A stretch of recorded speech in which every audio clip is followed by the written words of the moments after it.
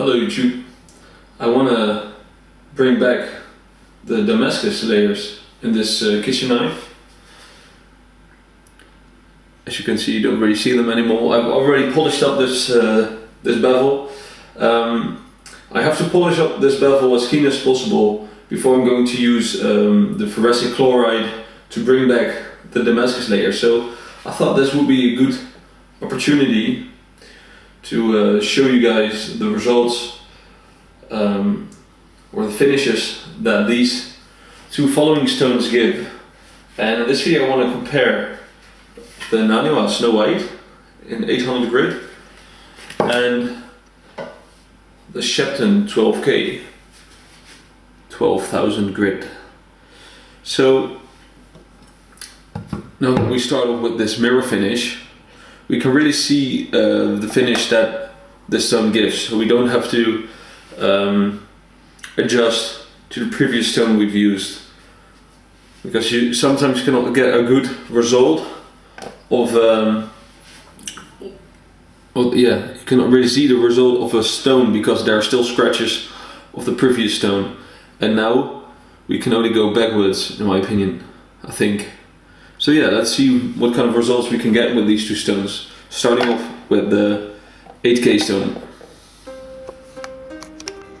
Alright, both of these stones are really hard stones, so we don't have to soak them in water, we only have to drench them, or I mean, we have to put water on them, and that's all there is to it. So I'm going to sharpen this side with the 800 and this side with the 12,000. So let's start off with 8,000 grit.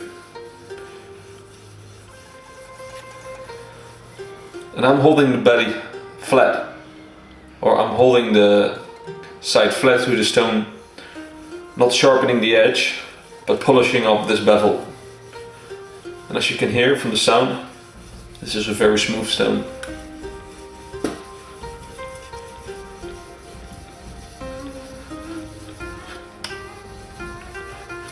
You can see the black slurry already piling up here. So this knife is, I think, 63 HRC, so it's quite a hard knife. So this is a very quick stone.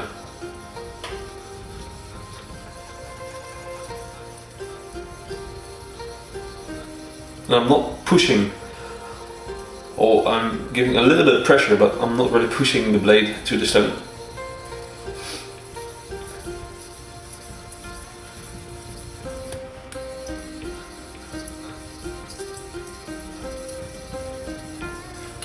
So yeah, let's see what we've got at this moment.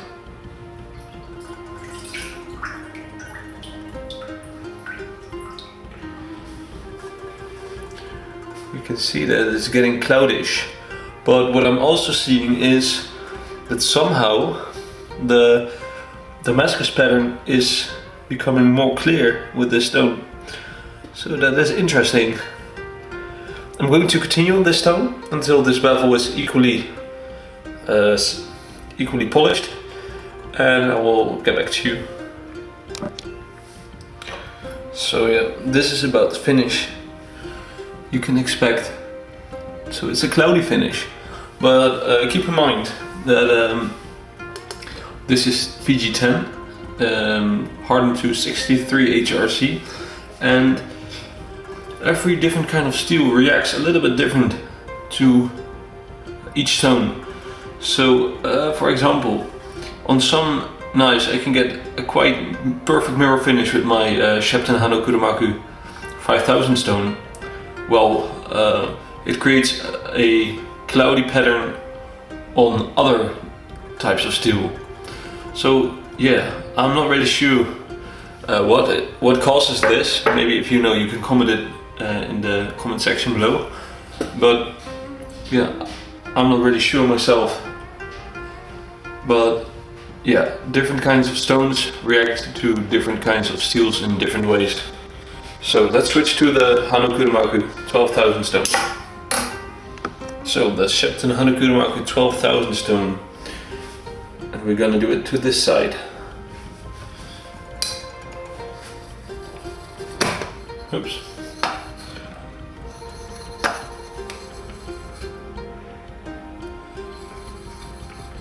The stone feels a lot harder, but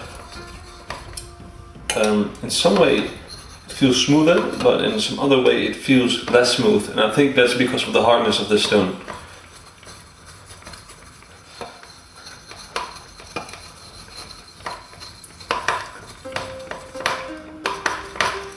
And it's natural that you won't see the metal piling up as fast as on the 8000 stone, because this grit is a third higher.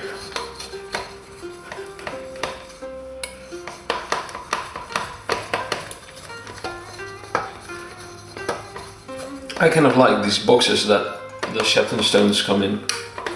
I always use them for sharpening like this.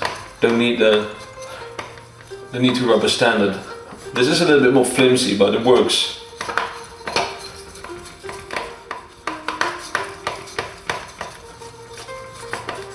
Alright, I had to clean the stone a little bit with the Naniwa,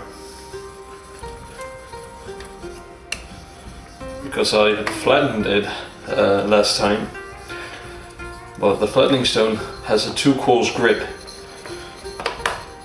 so I had to polish out some scratches in the stone, and now it feels a lot smoother than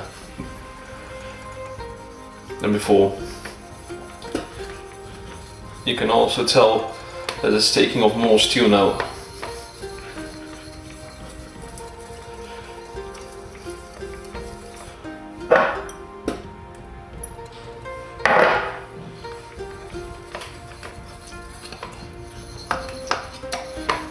Again, no soaking for this stone, because it's hard enough. This one does take a little bit more water than the 5000 stone, but yeah, you can just put some water on it and go. No need to wait. Soaking is even bad for the bonding metal they use for this stone, so if you soak it too long it can crack. You don't want that.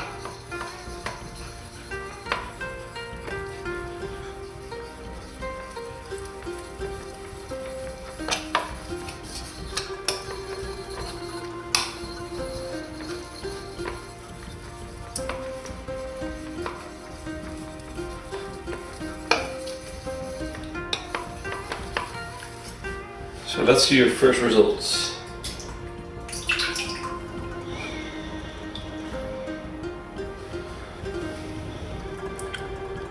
Well, this is also more. This is way more than like a mirror than this 8000 Naniwa Snow White, but it's still not a perfect mirror.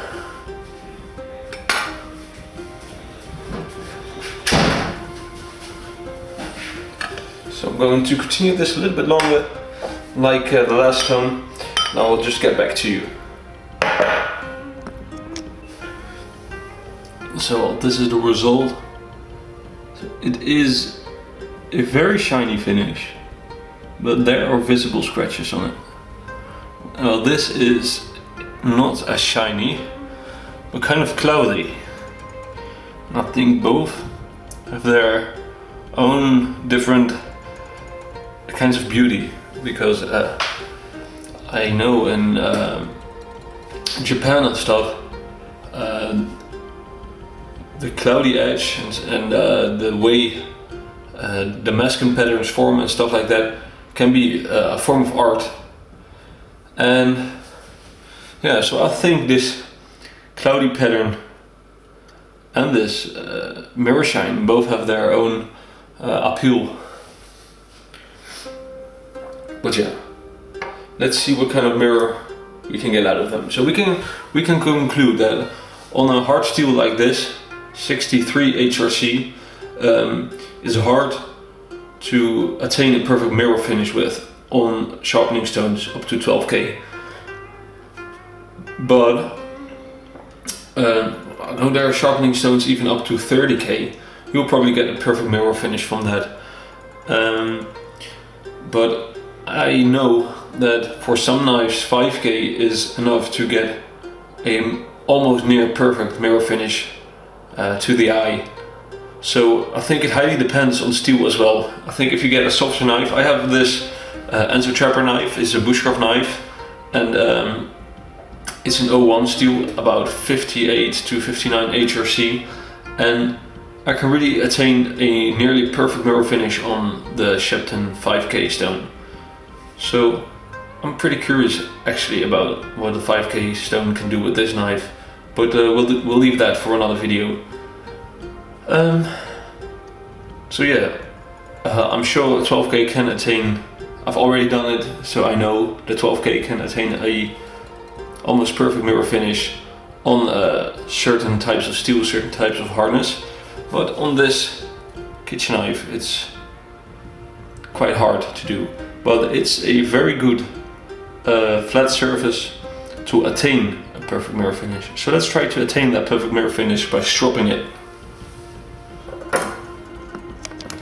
So this is a leather strop loaded with Bark River white compound, which is more aggressive than a sharpening stone, and I think that's because there are very tiny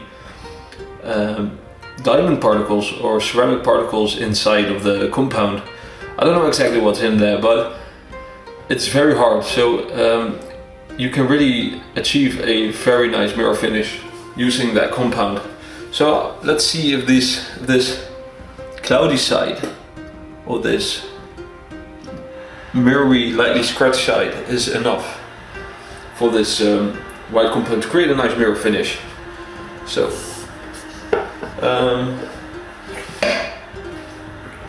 how am I going to do this? This is wet, so it's a little bit nasty, but it needs some surface. So I'm starting with this cloudy side, and I'm not cutting the leather, because this knife has a little bit of a convex to it, so I can do this without fearing to cut the leather. So this is also 12,000 grit, but it is more aggressive, so it should be able to cut these higher HRC steels like this VG10 and 63 HRC. And there's pretty much difference between 63, 65 HRC and let's say 59 HRC.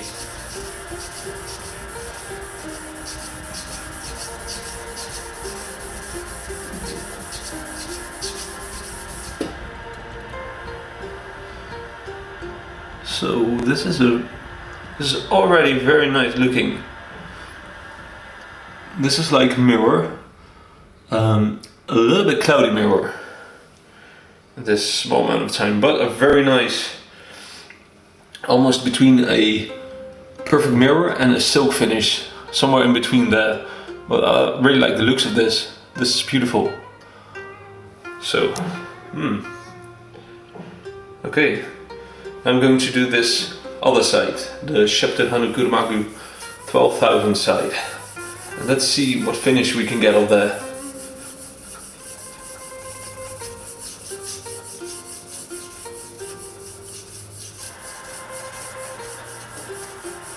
And of course you don't need to strop this to a perfect mirror finish. You can just leave it the way you want. Even with sharpening, the edge will be keen enough on the 8,000 stone. You don't need a 12,000 stone in my opinion. I don't even think you really need a 8,000 stone. I think you should sharpen up to 5,000 grit on kitchen knives and survival bushcraft knives. You can even just go up to 3,000 grit and strop, and you're done.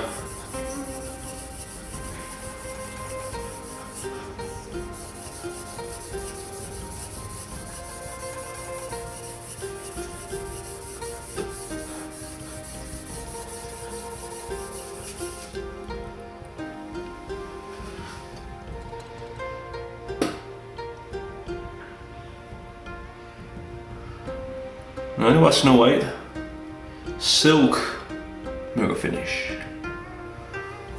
And the Shapton ha-no-kuromaku is about a true mirror finish. If I could keep this up a little bit longer, I could probably attain a perfect mirror finish. Let's do the other side a little bit longer again to keep it fair.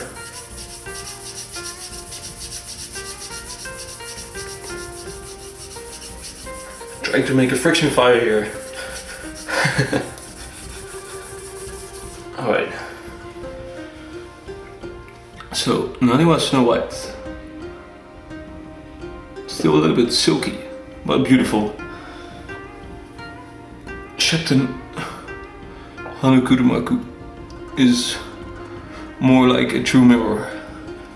Still with a little bit of cloudy dots, but you get the meaning. If I would keep this up, this would be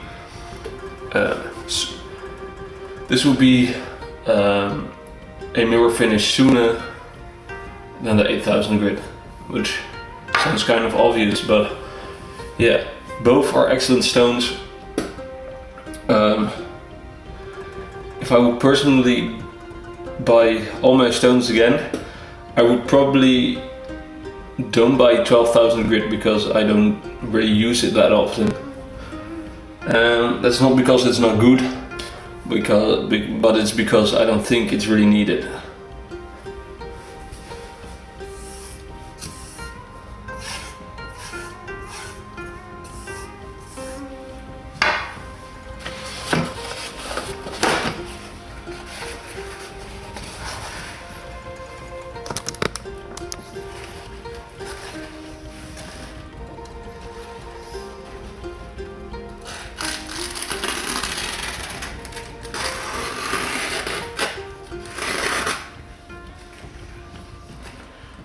Yeah.